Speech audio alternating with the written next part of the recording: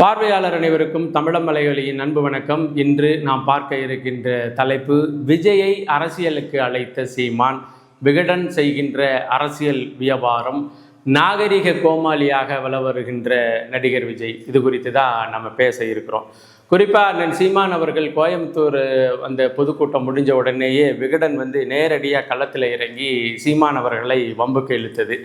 என்ன வம்புக்கு இழுத்தது அப்படின்னு சொன்னால், சீமான் அண்ணன் விஜயினுடைய அரசியல் வருகை குறித்து கடந்த காலத்தில் கேட்ட கேள்விகளுக்கு எத்தனையோ கட்சிகள் இருக்குது, எத்தனையோ நபர்கள் புதிதாக கட்சி தொடங்குறாங்க, அந்த வகையில் தம்பியும் புதிய கட்சியோடு தொடங்கி வந்தால் அதை வரவேற்பான், அதில் ஒன்றும் தவறு இல்லை அப்படின்னு சொன்ன அந்த இதை எடுத்துட்டு இங்கே கோயம்புத்தூர் கூட்டத்தில் அண்ணன் சீமான் அவர்கள் பேசியது, உன்னை யாரா வரணும்னு சொன்னால், உன்னை உங்கள் வீட்டு வாட்ச்மேன் கூட நீ அரசியலுக்கு வரணும்னு விரும்பலையே அப்படின்னு சொல்லி அந்த இதையும் ரெண்டையும் எடுத்து கட் பண்ணி போட்டு தன்னுடைய அரசியல் அறிவை நிலைநிறுத்தி கொண்டது விகடன்னு சொல்லலாம்.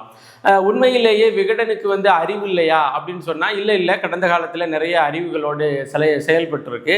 அதற்கு மிகப்பெரிய எடுத்துக்காட்டுகளாக பல எடுத்துக்காட்டுகளை நம்மளால் சொல்ல முடியும். அது விகடனுடைய சினிமா விமர்சனங்களை பார்த்து எல்லா நடிகர்களுமே நடிகர்களும் இயக்குநர்களும் திரைப்பட வசனகர்த்தாக்களும் விகடன் மேலே கோவப்பட்டாங்க. விகடன் முடிஞ்சிச்சுன்னா விகடன் நிறுவனத்தால் ஒரே ஒரு படத்தை எடுத்து எங்களை விட கூடுதல் கவனத்தோடு அந்த படத்தை எடுத்து விகடனுடைய அந்த மதிப்பீட்டுகளின் அடிப்படையிலேயே 100 மதிப்பெண் வாங்க முடியுமா, முடிஞ்சால் சவால் விட்டு பாருங்கன்னு விகடனுக்கு மற்ற இயக்குநர்கள் தயாரிப்பாளர்கள் சங்கம்லாம் சேர்ந்து சவால் விட்டாங்க. அதை சவாலாக ஏற்றுக்கிட்டு விகடன் என்ன பண்ணுச்சுன்னா, எஸ்எம்எஸ்ன்னு ஒரு படம் பண்ணுச்சு. அந்த எஸ்எம்எஸ் படம்னா சிவா மனசில் சக்தி அப்படிங்கிற படம். ஜீவா நடிச்சிருப்பாப்புல. அந்த படம் என்ன வந்துச்சு, எப்படி வந்துச்சு, அந்த படம் எந்த இடத்துல இருந்துச்சு, விகடனுக்கு மார்க் கொடுக்குறவங்களே அதுக்கு எத்தனை மார்க் கொடுத்தாங்க அப்படிங்கிறதெல்லாம் கடந்த கால கதை.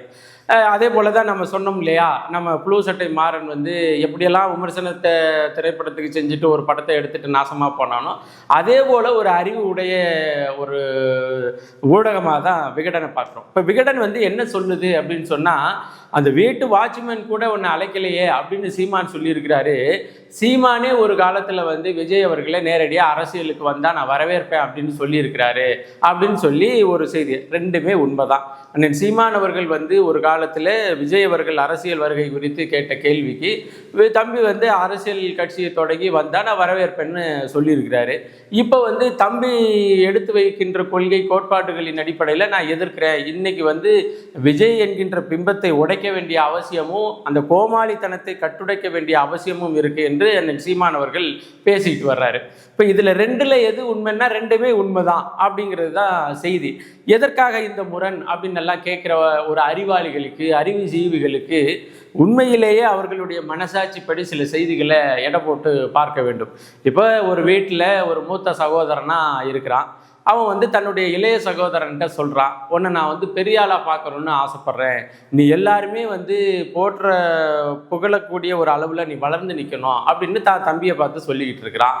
இவன் ஒரு போலீஸ்னு வச்சுக்கோங்க. ஒரு நல்ல போலீஸ் தன்னுடைய தம்பியை பார்த்து, ஊரே உன்னுடைய கவனத்தை பார்க்குற அளவுக்கு நீ உயர்ந்திருக்கணும்டா தம்பின்னா அடிக்கடி சொல்லிக்கிட்டே இருக்கிறான்.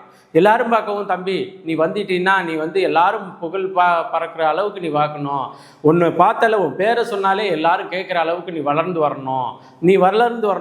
வரணும்னு சொல்லிக்கிட்டே இருக்கிறான். சரி அப்படின்னு பார்த்தா அந்த போலீஸ்காரனுக்கு திடீர்னு ஒரு நாள் ஒரு செய்தி. என்ன செய்தின்னா, உன் தம்பியை பற்றி புகைப்படங்கள்லாம் செய்தித்தாளெல்லாம் வந்திருக்கு, நல்ல வளர்ச்சி வந்துட்டான் அப்படின்னு சொல்லி செய்தியெல்லாம் வந்துட்டு இருக்குது. அப்புறம் அந்த செய்தித்தாளை எடுத்து அவங்க அண்ணன் பார்த்த பிறகு தான் ஆச்சரியமாக இருக்குது. அவன் இந்த சமீபத்தில் நடந்த எல்லா வங்கி கொள்ளைகளுக்கும் மூளையாக செயல்பட்டு எல்லா வங்கிகளிலிருந்து பணத்தை திருடுனதில் ஆளாக இருக்கிறான் அவன் அப்படின்னு சொல்லி ஒரு செய்தி வருது. இதை பார்த்துட்டு தம்பியை என்ன பண்ணுறான் அண்ணன்னா, உன்னை நான் பிடிச்சி உன்னுடைய உண்மையான தோற்றத்தை நான் வெளிக்காட்டாட்டினா நான் யாருன்னு பாடுறா அப்படின்னு ஒரு நேர்மையானவங்கிறதுனால அது மாதிரி சொல்கிறான். இப்போ இந்த கதை இருக்கு இல்லையா, ஒரு போலீஸ்காரனா ஒரு நேர்மையானவனா தன்னுடைய தம்பி தன்னை விட புகழ் பெற வேண்டும் நினைத்த ஒரு அண்ணனா அன்றைக்கி சொன்னார் அண்ணன் சீமான் அவர்கள். தம்பியும் வரட்டும், அரசியல் தொடங்கட்டும், அரசியல் கட்சி தொடங்கட்டும், வரவேற்போம்னு சொன்னார். இன்னைக்கு பார்த்தா இந்த நிலத்திற்கு எத்தனை காலம் இத்தனை காலமாக செய்த தீங்கை எல்லாம் கொண்டுட்டு வந்த ஒரு சித்தாந்தத்தையும் தூக்கிக்கிட்டு இன்னொரு சித்தாந்தத்தையும் தூக்கிக்கிட்டு ஒரு தம்பி, அதாவது எல்லா வங்கிகளையும் திருடின வங்கி கொள்ளையினுடைய ஆளு மாதிரி நிற்கும் பொழுது தம்பியை வந்து ஒழிச்சு கட்டாமல் இந்த மக்களை காப்பாற்ற முடியாது என்ற காவல்துறை அதிகாரி பேசுறது எந்த அளவுக்கு சாத்தியமோ உண்மையோ அந்த அளவுக்கு தான் சீமான் அவர்கள் பேசுவது.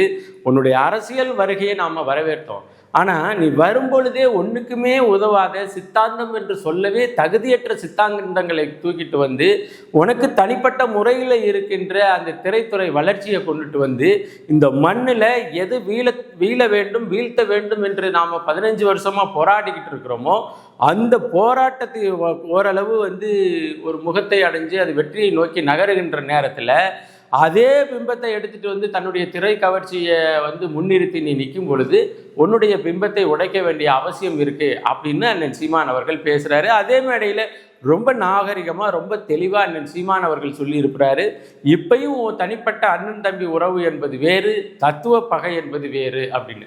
இப்போ இந்த விகடன் குழுமத்துக்கு தெரியுமா சீமான் எதற்காக அந்த காலத்தில், அதாவது திரையிலிருந்து விஜய் அவர்கள் அரசியல் கட்சி தொடங்கணும்னு பேச்சு அடிப்படும் பொழுது எதற்காக வரவேற்றார் அப்படிங்கிறது விகடன் குழுமத்திற்கு தெரியுமா தெரியாதா? என்ன சொல்லி வரவேற்றார்னு விகடன் குழுமத்திற்கு தெரியுமா தெரியாதா? சரி, அது கூட தெரியாமல் போகட்டும். நீங்கள் நிறைய இடத்துல நிறைய டீல் பேசுகிறீங்க விகடன் குழுமம். அந்த விகடன் குழுமத்தில் வந்து விஜய் அரசியல் வருகை வந்து உறுதியோ உறுதியற்ற தன்மையோ உங்களுக்கு தெரியாமல் போயிருக்கலாம். அதன் அடிப்படையில் வந்து அந்த காலகட்டத்தில் ஏற்றது யார், எதற்காக ஏற்கிறாருன்னு கூட உங்களுக்கு தெரியாமல் போயிருக்கலாம். ஆனால் பின்னணி இப்போ வந்து அண்ணன் சீமானவர்கள் வந்து விஜயினுடைய வருகையை எதிர்க்கல, அவருடைய தத்துவம் கோட்பாடு என்று அவரே சொல்லிக்கிட்டு தெரிகிறா, அதை தான் நாம் எதிர்க்கிறோம் அப்படின்னு சொல்லுகின்ற பொழுது விஜய் எதிர்ப்பை வெறும் தனிமனித எதிர்ப்பாக விகடன் காட்ட வேண்டிய அவசியம் என்ன அப்படிங்கிறது தான் விகடனினுடைய வியாபார அரசியல் இருக்குது. அரசியலில் எந்த அளவுக்கு வியாபாரம் பண்ணலாம் அப்படிங்கிற சூட்சுமத்தை தெரிந்து கொண்டிருக்கிறது. நீங்கள் உங்களுக்கு நல்லா தெரியும், இந்த சிவா மனசுல சக்தி அந்த படத்தில் வந்து அரசாங்கத்தினுடைய ஆட்களை விட அந்த ஊடகம் வந்து மிகப்பெரிய வலிமையானதுன்னு கொண்டுட்டு வந்து காமிக்கிற மாதிரி அதை முடிச்சிருப்பாங்க அந்த படத்தில். ஆனால் இதே ஊடகம் வந்து இப்போ தொடக்கத்தில் திராவிட முன்னேற்ற கழகத்தினுடைய ஆட்சி தொடங்க கட்ட காலத்தில் சவுக்கு சங்கர் மீதும் விகடன் மீதும் வந்து ஒரு வழக்கை தொடுத்தவனையே ஆடி போய் ஒதுங்கி போய் அங்கே போய் மன்னிப்பு கேட்டு கடிதத்தை எழுதி கொடுத்துட்டு இதுக்கு எனக்கு சம்மந்தம் இல்லை அப்படின்னு சொல்லிட்டு வந்த குழுமம் தான் இந்த விகடன் குழுமம். எப்படியோ காசு பறிக்கணும்னு நினச்சிச்சு மாட்டின உடனே அதை வந்து எஸ்கேப் ஆயிடுச்சு. இப்போ என்னன்னா, இப்போ திமுகவும் அந்த பழசாயிருச்சு, அதிமுக இருக்கிற இடம் தெரில, நம்மளுடைய எதிர்கால வியாபாரம் எதை வச்சு ஓட்ட முடியும் அப்படிங்கிற ஒரு முடிவுக்கு வரும்பொழுது தான் புதுசாக ஒரு ஆள் இறக்குமதியாக இருக்கிறாரு. அவருக்கு அரசியல் புரிதல் இருக்கா, அவருக்கு சித்தாந்த புரிதல் இருக்கா, அவர் தத்துவமாக எதையாச்சும் சொல்கிறாரா, இந்த மண்ணுக்கும் இந்த மக்களுக்கும் இந்த மண்ணினுடைய வளங்களுக்கும் ஆதரவாக நிற்கிறாரா அப்படிங்கிற எது பற்றியும் விகடன் குழுமத்திற்கு கவலை இல்லை. விகடன் குழுமத்தை பொறுத்தவரையிலையும் விகடன் குழுமம் வெளியிடுகின்ற அம்பேத்கர் புத்தகத்தை அவர் வந்து தலைமையேற்று வெளியிட்டுட்டா விகடன் குழுமத்தினுடைய வியாபாரம் பிச்சுக்கிட்டு ஓடும். அடுத்து வியாபாரத்தினுடைய ஒரு பக்கெட்டு அம்பேத்கரை பிச்சுட்டு ஓடும், அடுத்த பக்கெட்டு வந்து பெரியார் பற்றிய புத்தகத்தை இப்போ வெளியிட போவதாக சொல்லிகிட்டு இருக்கிறாங்க. வெளியிட போவதாக சொல்லிக்கிட்டு இருக்கிறதையும் விஜயுடைய தலைமையில் தான் வெளியிடணும் அப்படின்னு ஏற்பாடு நடந்துக்கிட்டு இருக்கிறதாகவும் சொல்லிட்டு இருக்கிறாங்க. அப்போ இவர்களுக்கு விகடனுடைய வியாபார யுக்திக்கு ஒரு என்ன சொல்கிறது, ப்ராட்காஸ்டிங் பண்ணுறதுக்கு ஒரு பொலிட்டிக்கல் அல்லது பொலிட்டிக்கல்லாம் கிடையாது, இவர் வந்து ஒரு திரை நட்சத்திரம். எப்படி வந்து நகைக்கடையை வந்து நடிகையை வச்சு திறப்பாங்களோ விகடன் தன்னுடைய வியாபாரத்திற்கு நடிகரை வைத்து பண்ணிக்கிட்டு இருக்குது. அங்கிட்டு வந்து இப்போ அம்பேத்கர் புத்தகம் வந்துச்சு, இனிமேலுக்கு பெரியார் புத்தகம் வைக்கணும். இதுக்கு இடையில அரசியல் தளத்தில் வந்து தனக்கு பார்வையாளராக இப்போ விகடன் பார்வையாளராக இந்த புதுசாக வந்திருக்கிற தற்கொலை வெற்றி கழகத்தினுடைய ஆட்கள்லாம் வந்து சேரணும். இப்படிங்கிற கணக்கை தாண்டி விகடனுக்கு உண்மையிலேயே அன்னைக்கு சீமான் வந்து இவரை எதை நோக்கி வருக என்று வரவேற்றார். இன்னைக்கு சீமான் வந்து எதற்காக இவரினுடைய வருகையை வந்து விமர்சிக்கிறார், இவருடைய கொள்கையை இவருடைய கோட்பாட்டை எதற்காக விமர்சிக்கிறார், சீமான் சொல்லி விமர்சிக்கின்ற விமர்சனத்தில் ஏதாச்சும் தவறு இருந்துச்சுன்னா அதை நீங்கள் எழுதலாம். அதை விட்டுட்டு நீங்கள் தானே அன்னைக்கு வர சொன்னீங்க அப்படின்னு சொன்னால் நான் தான் என் தம்பி நல்ல பெரிய ஆளாக வரணும், என்னை விட நல்ல புகழ்மிக்கனாக வரணும்னு நான் விரும்பினேன். ஆனால் அவன் வந்து புகழ்மிக்கவனாக வரணுங்கிறதுக்கு திருட்டு பேலாக வந்து நிற்கிறான்னா அப்புறம் திருட்டு பேலை பிடிக்க வேண்டியது போலீஸினுடைய கடமை தானே. அதே போல் இந்த மண்ணின் மக்களுக்கான தமிழ் தேசிய அரசியலை வளர்த்தெடுத்து வந்து கொண்டு ஒரு தமிழகத்தினுடைய 3வது பெரிய அரசியல் கட்சியாக வளர்ந்து நிற்கின்ற நேரத்தில் நீ ஒன்று வந்து திராவிடமும் வேண்டாம் இந்த இந்திய தேசியமும் வேண்டாம் அப்படின்னு சொல்லிட்டு நீ ஒரு தனியாக புத்தம்புது தத்துவத்தோடு வந்து நின்னா சரி பரவாயில்ல, நமக்கு இன்னொருத்தர் வந்து நிற்கிறாரு, நமக்கு ஆதரவாக இருக்கிறவர்கள் நமக்கு வாக்கு செலுத்தட்டும், அவருக்கு ஆதரவாக இருக்கிறவங்க அவங்களுக்கு வாக்கு செலுத்தட்டும்னு போயிடலாம். ஆனால் நீ பண்ணது என்னன்னா, ஒரே நேரத்தில் இவன் தனி மொல்ல மாதிரியா இருந்தான், அவன் தனி மொல்ல மாதிரியா இருந்தான். எப்படி அண்ணாவை பின்பற்றுகிற இவர்கள் தனி முடிச்சவைகளாக இருந்தாங்க, பெரியாரை பின்பற்றுகிற அவர்கள் தனி முடிச்சவைகளாக இருந்தாங்க. இந்த ரெண்டு பேரையும் ரெண்டு முடிச்சவைகளையும் ஒன்றா கொண்டுட்டு வந்து நான் மொத்தமான முடிச்சவைக்கு வந்தால் ஒன்றை வந்து அம்பலப்படுத்த வேண்டிய அவசியமும் பொறுப்பும் இந்த மண்ணினுடைய மக்களுக்கு நல்லது செய்கின்ற அரசியலை, தத்துவார்த்த அரசியலை வளர்க்க விரும்புகிற எல்லாருக்கும் உரிய கடமையாகும். இப்போ அதுதான் இன்னைக்கும் கூட செவனின், அதாவது இவங்களுக்கு ஒன்று தெரியலைங்க. அண்ணன் சீமான் அவர்களை வந்து நீங்கள் பொதுத்தளத்தில் அம்பலப்படுத்துகிறோம் அப்படிங்கிற போர்வையில் நீங்கள் என்ன பண்ணுறீங்கன்னா, அவர் சொன்னது சீமான் அண்ணன் வந்து மிக தெளிவாக பதிவு செய்த கருத்தை வந்து திருச்சி பதிவு பண்ண என்ன ஆகுதுன்னா, மேலும் மேலும் தான் செல்கின்ற இடங்களெல்லாம் அந்த கருத்தை அண்ணன் சீமான் அவர்கள் வலிந்து பதிவு செய்ய வேண்டிய அவசியம் இருக்குது. நான் இதுக்காக தான் விஜய் அவர்களினுடைய அரசியல் தத்துவத்தையும் சித்தாந்தத்தையும் எதிர்க்கிறேன்னு சொன்ன பிறகு அந்த விஜயினுடைய அரசியல் தத்துவத்திலையும் சித்தாந்தத்திலையும் ஏதாச்சும் சிக்கல் இருக்குதா, குளறுபடி இருக்குதா, அது உண்மையிலேயே ஏற்றுக்கொள்ளக்கூடியதா என்று பார்க்காமல் விட்டுட்டு சீமானவர்களையே நீங்கள் வந்து வர சொல்கிறது, குற்றம் சொல்கிறதாக இருக்கும் பொழுது போராடலம்லாம் அடி வாங்க வேண்டிய சூழல் விஜய்க்கும் தமிழக வெற்றி கழகத்திற்கும் வந்திருக்கு. இன்னைக்கு விஜய் அவர்களை நீங்கள் அரசியலாக விஜய் அவர்களையோ அல்லது தத்துவமாக விஜய் அவர்களை வந்து விமர்சிக்கிறதுக்கு வேற எந்த கட்சியாலையும் முடியாது. காரணம் என்னன்னா, திராவிட முன்னேற்ற கழகத்திற்கு தத்துவமோ எதுவுமே இல்லை. அவங்க தத்துவமாக விமர்சிக்கணும்னா அண்ணாவையும் இவங்க வச்சிருக்கிறாங்களே, பெரியாரையும் இவன் வச்சிருக்கிறானே, ரெண்டு பேரையும் இவன் வச்சிருக்கும் பொழுது எதை வச்சு நம்ம அவனை விமர்சிக்கிறது அப்படின்னு சொல்ல முடியும். அடுத்து அண்ணா திராவிட முன்னேற்ற கழகம், அண்ணா திராவிட முன்னேற்ற கழகத்தில் எம்ஜிஆரையும் தூக்கி கொண்டு இந்த ஆள் வச்சிருக்கிறாரு. ஒரு நல்ல வேலை இவர் வந்து விஜய் அவர்கள் வந்து ஒரு பெண் நடிகையாக இல்லாமல் போயிட்டார், பெண் நடிகையாக இல்லாமல் போயிட்டார். இல்லாட்டினா ஜெயலலிதாவையும் தூக்கி தன்னுடைய ஐக்கானாக வச்சிருப்பாப்புல. அது மாதிரி ஆள் தான் இவர் நடிகர் விஜய் அவர்கள். இப்போது சீமான் அவர்கள் வந்து விஜய் அவர்களினுடைய அரசியலை எதிர்க்கிறார். அவர் சொல்லுது தத்துவம் தத்துவம் தத்துவம், தத்துவ எதிரி, சித்தாந்த எதிரி, அரசியல் எதிரி, கொள்கை எதிரின்னு சொல்றியே. உன் அரசியல் என்னன்னு இன்னவரையும் சொல்லலை, உன் கொள்கை என்னன்னு இன்னொன்றிலையும் சொல்லலை. சரி, நீ உன் கொள்கையை சொல்லு. அது எதிர்க்கு உண்மையிலேயே அது பாரதிய ஜனதாவை எதிர்க்குதா இல்லை திராவிட முன்னேற்ற கழகத்தை எதிர்க்குதா?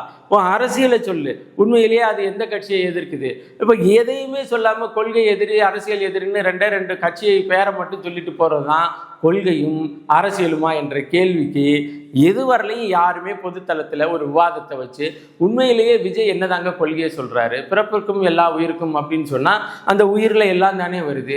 அப்புறம் எப்படி நீ தனித்த நபர்களினுடைய கட்சியை வந்து எதிர்க்க முடியும் அப்படின்னு ஒரு பெரிய ஒரு விவாதத்தை வைத்து விவாதத்திற்கு பிறகு விஜய் கொண்டு வர்ற தத்துவமும் இதுவும் வந்து ஏற்றுக்கொள்ளக்கூடியதா என்ற நிலையை கொண்டுட்டு வராமல் விகடன் என்ன வருதுன்னா, குறுக்கு வழியில கொண்டுட்டு வந்து விஜய் என்கின்ற ஒரு மனிதரை, ஒரு திரை கவர்ச்சி உள்ள ஒரு மனிதரை கொண்டுட்டு வந்து ஒரு பாராதுரமான ஒரு பூதமாக காமிக்குது.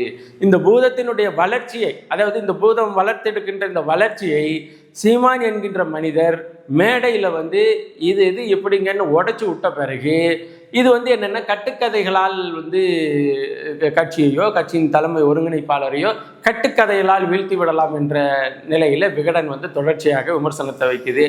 உண்மையிலேயே தமிழக வெற்றி கழகத்திற்கு தானாகவும் ஒன்றும் தெரியாது. சரி, விகடன் குழுமம் வந்து ஒன்று போடுதே, அதை பற்றி நம்ம யோசிக்கலாமா வேண்டாமான்னு சொல்லாமல் அப்படியே எடுத்துகிட்டு பேச வேண்டியது இருக்குது. அதுலேயும் ஒரு தம்பியெல்லாம் பார்த்தா ஒருமையில் பேசுகிறாரு அப்படின்னலாம். இன்னைக்கு மட்டுமா ஒருமையில் பேசுகிறாரு? அப்பையிலேருந்து என் தம்பி அவன் அப்படின்னு தான் சொல்லியிருக்கிறாரு. தமிழக வெற்றி கழகம்னு ஒன்று தொடங்கிறதுக்குள்ளேயே விஜயை பற்றி என் அன்புள்ள தம்பி அவன் அப்படின்னு தான் பேசியிருக்கிறாரு. அப்போ அவன்னு சொன்னப்போ அப்போ ஒருமையில் தெரியல, இப்போ நீ தப்பு செய்கிறடா தம்பின்னு சொல்லும் பொழுது அது ஒருமையில் தெரியுதா? இது தெரியுதா?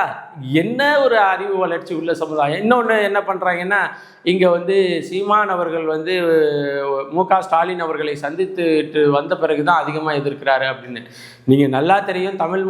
தமிழ்நாடு தமிழ் மொழி நாள் வந்து கூட்டம் சென்னையில் நடக்கும் பொழுது நீங்கள் நாள் வந்து கொள்கை விளக்க பொதுக்கூட்டம் போடுறீங்க, கொள்கை பிரகடன மாநாடு போடுறீங்க.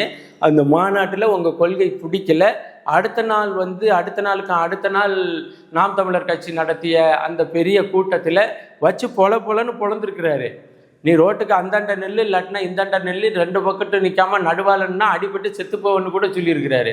அப்பெல்லாம் அவர் விமர்சிக்கிறது தெரியல. இப்போ போய் மு.க. ஸ்டாலின் அவர்களை பார்த்துட்டு வந்த பிறகுதான் உங்களை விமர்சிக்கிறது தெரியுதா அப்படிங்கிற ஒரு கேள்வியெல்லாம் இருக்கு. உண்மையிலேயே தமிழக வெற்றி கழகத்திற்கு ஒரு இலவும் தெரியாது, ஒரு பெரிய தற்கொலை நிலையில இருக்கிறானுங்க. சரி, இது பத்தாதுன்னு அவங்கள முறையற்ற முறையில் கையாண்டு கொண்டு இருக்கின்றது அந்த அரசியல் கட்சியினுடைய தலைமை. சரி, இதெல்லாம் பரவாயில்ல, இதெல்லாம் போயிட்டு இருக்குது, சரி பண்றதுக்கு ஏதாச்சும் ஊடகங்கள்ல உதவி செய்யணும்னு பார்த்தா இந்த ஊடகங்கள் அவங்கள வச்சுட்டு ஒரு பெரிய நாடகம் போடுது. அந்த நாடகத்தின் உச்சத்தில் தான் அந்த விகடன் தொடர்ச்சியாக அதை எழுதியிருக்கு. விகடன் குழுமத்துக்கு நல்லா தெரியும் அன்னைக்கு சீமான் அவர்கள் எதற்காக விஜய் அவர்களினுடைய அரசியல் வருகையை ஆதரித்தார், இப்பொழுது அண்ணன் சீமான் அவர்கள் எதற்காக விஜயினுடைய அரசியல் வருகையை எதிர்க்கிறார், அவருடைய சித்தாந்தத்தை எதிர்க்கிறார், அவருடைய கொள்கையை எதிர்க்கிறார், அவருடைய கோட்பாட்டை எதிர்க்கிறார் என்று விகடனுக்கு நல்லா தெரியும். விகடனை பொறுத்தவரையிலையும் தனக்கு தெரிஞ்ச உண்மை குறித்து அது பேசவே பேசாது. எதிர்காலத்தில் தனக்கான வியாபாரத்தினுடைய நன்மை குறித்து தான் அது சிந்திக்கும். அந்த வேலையை செஞ்சுக்கிட்டு இருக்கு. தயவு செய்து தமிழக வெற்றி கழகம், நீங்கள் உங்கள் வேலையோ கட்டமைப்போ எதையோ பாருங்கள். நீங்கள் தொடர்ச்சியாக அண்ணன் சீமான் அவர்களையும் நாம் தமிழர் கட்சியையும் விமர்சிக்கிறோம் அப்படின்னு இறங்குனீங்கன்னா ஒரு செங்கல் கூட இருக்காது, சல்லி சல்லியாக பேத்துருவாங்க. அது உங்களுக்கு நல்லா தெரியும். ஏன்னா ஆனானப்பட்ட திராவிட முன்னேற்ற கழகமே தேர்தல் நெருங்குகிற நேரத்தில் பெண் என்கின்ற அந்த அமைப்பை வைத்து நீங்கள் இனி நாம் தமிழர் கட்சியை பற்றி எழுதாதீங்க, விமர்சனம் பண்ணாதீங்க, எதுவும் பண்ணாதீங்க. ஏன்னா நீங்கள் பண்ண ஆரம்பிச்சிங்கன்னா அவங்க நம்ம பூர்வ ஜென்மத்தை, நம்ம 7 ஜென்மத்தை தோண்டி எடுத்து செருப்பால் அடிக்கிற வேலையெல்லாம் பார்த்துக்கிட்டு இருக்கிறாங்க அந்த ஐடிவிங்க அலுவை. அதனால நீங்கள் திராவிட முன்னேற்ற கழகத்தினுடைய தகவல் தொழில்நுட்ப பிரிவு நாம் தமிழர் கட்சி குறித்து எந்த அவதூறுகளையும் பரப்பாதீங்க. நீங்கள் பரப்பிட்டீங்கன்னா நம்மளை வைக்க மாட்டாங்க, நம்மளுடைய இருக்கிற இடம் தெரியாமல் காலி பண்ணிடுவாங்க அப்படின்னு திராவிட முன்னேற்ற கழகமே அடக்கி வாசிச்சுக்கிட்டு இருக்கே. முந்தா நேற்று ஆளு நீனு, இணையதளம்னா எப்படி பாவிக்கணும்னே தெரியாத ஆளு நீ ஏதோ இந்த விகடன் 2-3 படத்தை போட்டுட்டான், 2-3 இதை கொண்டுட்டு வந்துட்டான் அப்படின்னு சொல்லிட்டு சந்தியில் இறங்குனீன்னா நம்ம ஊரில் கிராமத்தில் சொல்லுவாங்கல்ல, சந்தி சிரிச்சு போயிடும்னு. அங்கே ஒன்றுமே இருக்காது, தரிசாயிடும் தமிழக வெற்றி கழகம் என்பதை பதிவு செய்து அண்ணன் சீமான் அவர்களை பொறுத்தவர்களை திறந்த மனதோடு ஒருத்தரை அன்பு செலுத்துவதற்கு என்றைக்குமே தயங்காதவர். அந்த வகையில் தான் விஜயினுடைய அரசியல் வருகையை 2 கரம் கொடுத்து வரவழைத்தார், கட்டி அணைத்து வாழ்த்துக்களையும் சொன்னார். கொள்கை விளக்க மாநாட்டில், கொள்கை பிரகடன மாநாட்டில் இது நாம் நம்ம தம்பியை ஒரு போலீஸ் அதிகாரியாக பெரிய ஆளாக்கணும்னு ஆசைப்பட்டோம், இது திருட்டு பயலாக வளர்ந்து நிற்கிது. அப்போ இது திருட்டு பயலாக வளர்ந்து நிற்கிறது சொந்த தம்பியே ஆனாலும் அதை காலி பண்ணாமல் விடக்கூடாது என்ற நிலையில தான் இன்னைக்கு அண்ணன் சீமான் அவர்கள் விஜய் அவர்களினுடைய தத்துவம், கொள்கை, கோட்பாட்டை கட்டுடைக்கின்ற வேலையை செய்கிறார் என்பதை பதிவு செய்து மீண்டும் ஒரு காணொளி பதிவில் இணைவோம். நன்றி, வணக்கம்.